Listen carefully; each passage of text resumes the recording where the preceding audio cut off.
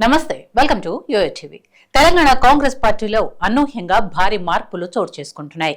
ఏడాదిన్నర పైగా తెలంగాణ కాంగ్రెస్ పార్టీ వ్యవహారాల ఇన్ఛార్జిగా బాధ్యతలు నిర్వహించిన దీపాదాస్ మున్షిని ఆ పదవి నుండి తప్పించారు.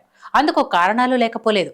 దీపాదాస్ మున్షి పార్టీలో అవినీతికి తెరలేపారని, ఎప్పటి నుండో పార్టీకి పనిచేసిన వారిని పక్కన పెట్టి కొత్త వారికి పదవులు కట్టబెట్టారని అధిష్టానానికి ఫిర్యాదులు చేరవేశారు. దీంతో ఆమె స్థానంలో కొత్తగా మీనాక్షి నటరాజన్ను నియమించారు. ఈ అంశం రాష్ట్ర పార్టీ నేతలకు సరిగ్గా మింగుడు పట్టలేదు. దానికి కారణం ఆమె చాలా స్ట్రిక్ట్ అన్న వాస్తవం వారికి తెలియటమే. మీనాక్షి నిరాడంబరత, నిజాయితీకి ఆమె పెట్టింది పేరు. కాంగ్రెస్ అధిష్టానం పట్ల ఆమెకున్న అపారమైన నమ్మకం మీనాక్షి నటరాజన్కు పార్టీలో తిరుగులేని పదవుల్ని కట్టబెట్టేలా చేశాయి. రాహుల్ గాంధీ బృందంలో కీలక సభ్యురాలిగా మీనాక్షి ప్రస్తుతం కొనసాగుతున్నారు. కొత్తగా వచ్చిన మీనాక్షి నటరాజన్ రాకతో పార్టీ శ్రేణులు ఉక్కిరిబిక్కిరవుతున్నాయి. గతంలో పనిచేసిన ఇన్ఛార్జీలకు ఆమెకు చాలా వ్యత్యాసం ఉండటంతో నాయకులు పరేషాన్ అవుతున్నారు. ఇప్పుడు మీనాక్షి నటరాజన్ కు తెలియకుండా ముఖ్యమంత్రి రేవంత్ రెడ్డి గాని, పిసిసి మహేష్ కుమార్ గౌడ్ గాని ఎలాంటి నిర్ణయాలు తీసుకోవటానికి వీల్లేదు.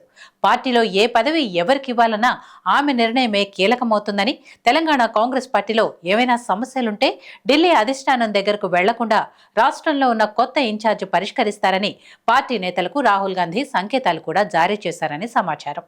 ఇదిలా ఉండగా ప్రస్తుతం గులాబీ పార్టీ నుండి హస్తం పార్టీ గూటికి చేరిన ఎమ్మెల్యేలు తెగ బాధపడిపోతున్నారట.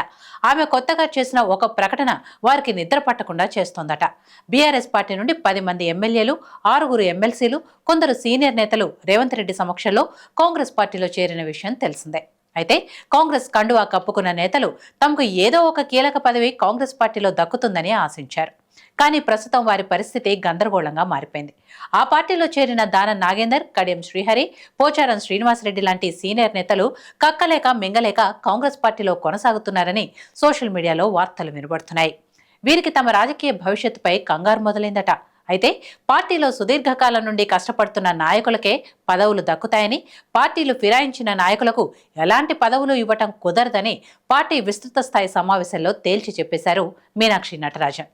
మీనాక్షి నటరాజన్ గాంధీ భవన్కు వచ్చి రాగానే పార్టీకి వ్యతిరేకంగా వ్యవహరిస్తున్నారని తీన్మార్ మల్లన్నను పార్టీ నుండి సస్పెండ్ చేశారు.